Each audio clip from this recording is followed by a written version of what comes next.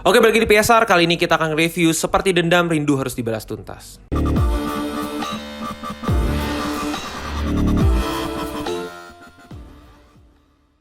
Akhirnya di tahun 2021 kita ketemu film festival yang bener-bener nggak terlalu festival-like banget kayak Skala Niskala yang bikin kita mikir pusing, tapi tetap pop, tapi tetap berasa festival movie-nya kayak apa gitu. Udah menang dan masuk ke Locarno Film Festival juga, jadi ekspektasinya cukup tinggi terhadap film ini.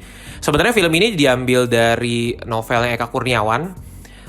Jadi gue expect cukup tinggi bagaimana visualisasinya novel Eka Kurniawan yang gue tahu Eka Kurniawan, gue baca buku-bukunya memang oke-oke banget, nggak ada yang pernah mengecewakan. Kalaupun yang paling mengecewakan juga tetap dalam batas di atas standar gitu sih. Film ini plotnya sebenarnya tentang satu lelaki pemuda namanya Ajo Kawir. Dia nggak bisa kalau istilah filmnya ngaceng karena satu dan lain hal. Kemudian ya dia ketemu sama Iteng dan akhirnya dia married dan kemudian keluarlah kayak konflik-konflik yang berentet ke belakangnya. Sesederhana itu sebenarnya.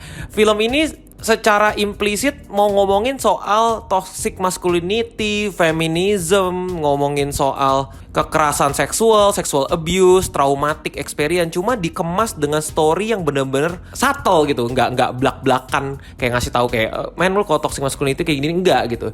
Contoh kayak Ajo Kawir bilang nggak bisa ngaceng, itu kan salah satu kayak masculinity cowok. Akhirnya dia dengan untuk mau cari pengakuan dengan cara berantem, yang gue bisa lakukan cuma berantem, nggak takut mati dan lain-lain gitu. Itu juga ngomongin soal sexual abuse juga. Kenapa dia bisa kayak begitu? Nanti pelan-pelan di-reveal tuh. Tapi nggak belak-belakan dikasih tahu. Itu cara nge-revealnya juga kayak kita ada kepingan puzzle yang tiba-tiba kok apa nih maksudnya tanpa konteks. Kok tiba-tiba ngomongin ini, ngomongin tiba-tiba Petrus, ngomongin apa. Ternyata itu tanpa konteks. Nanti setelah disusun-susun, oh maksudnya ini tuh si ininya si ini. Oh ternyata dulu itu tuh begini gitu. Itu pun juga berlaku ke karakternya si Iteng. Sebuah karakter yang ternyata dia dulu kena sexual abuse dan akhirnya jadi kayak maniak seks dengan karakter diperankan Reza Radian. Ya somehow akhirnya ketika dia married sama si Ajo Kawir, ya dia nggak terpuaskan dengan hasratnya. Itu juga akhirnya ngebuat dia ada konflik lah ke belakangnya gimana. Itu ya karena hal itu mau ngasih tahu kalau traumatic experience tuh bisa bikin sexual experience seseorang tuh berantakan gitu, atau bahkan hidup seseorang berantakan gitu. Terus juga ada karakter jelita yang diperankan Ratu Felisa. Ini juga benar-benar misterius banget.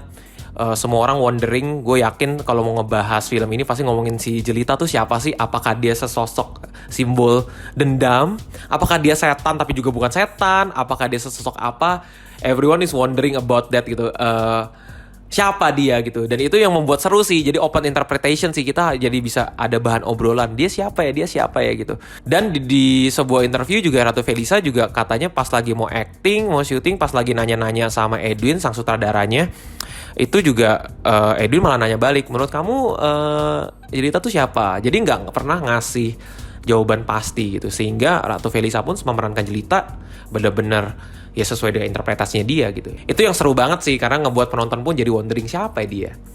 Nggak cuma itu juga, film ini juga sedikit menyindir soal ini ya, pemerintah atau otoriter pada saat itu. Kan settingnya tahun 80-an. Jadi sedikit ngobrolin soal penguasa tuh kayak gimana, gerak-geriknya dahulu dan lain-lain lah. Ya kita tahu pada saat itu masih dikuasai oleh siapa pemerintah kita. Terus kekuatannya lagi adalah peletakan dari soundtrack dan sinematografinya. Itu bener-bener ya ampun bagus banget. Dia bisa milih soundtrack yang pas, sinematografi yang pas juga.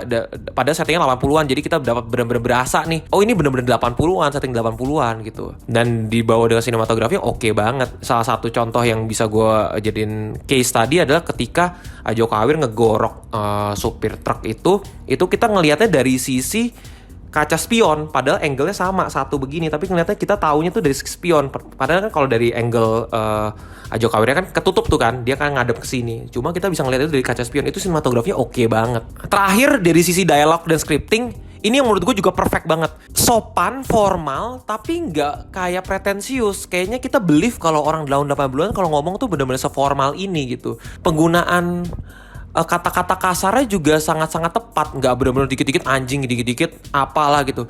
Jadi benar-benar tepat gitu. Ketika ngomong lonte pas lagi di adegan di penjara itu tepat banget ngomong kasarnya di situ. Tapi pas bagian kasar-kasar tempat lainnya nggak seperti itu, nggak apa ya, nggak begitulah gitu. Kayak lu tahu nih pas nonton kayaknya kok asik ya gitu. Jarang banget ada film yang bisa scriptingnya se-believable ini gitu loh. Meskipun orang tahu ini formal, tapi kok nikmat ya, bisa kita nikmatin ya gitu. Terakhir menurut gue film ini agak sulit ya kalau misalkan ditonton oleh orang awam yang lebih biasa dijejelin. Karena kan banyak lebih go show don't tell yang bener-bener ya festival-like banget meskipun ringan, gak sejelimet itu. Cuma kenapa tiba-tiba cut ke scene ini gitu, kenapa tiba-tiba ngomongin ini siapa gitu, kok kayak jamnya jauh banget nih, time jamnya dan lain-lain gitu. Ini mau ngomongin apa, kok tiba-tiba dialognya sini. Jadi kalau bener-bener kita gak fokus, ya kita akan hilang gitu, akan lost. Ini apa sih maksudnya, kenapa tiba-tiba ngomongin narasinya, ngomongin ini gitu. Overall, film ini lebih seru untuk kita discuss, kayak ngomongin value-nya apa, terus interpretasinya bagaimana, itu lebih seru banget sih.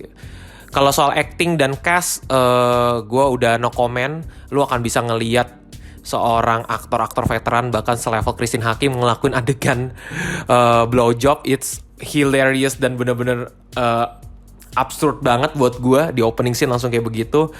Jadi well done buat cast directornya juga. Nilai dari gue untuk film ini adalah 8/10. Thank you udah nonton. Seperti biasa, komen, like, subscribe. Akhir kata, play it, don't stop, just rewatch. Cut.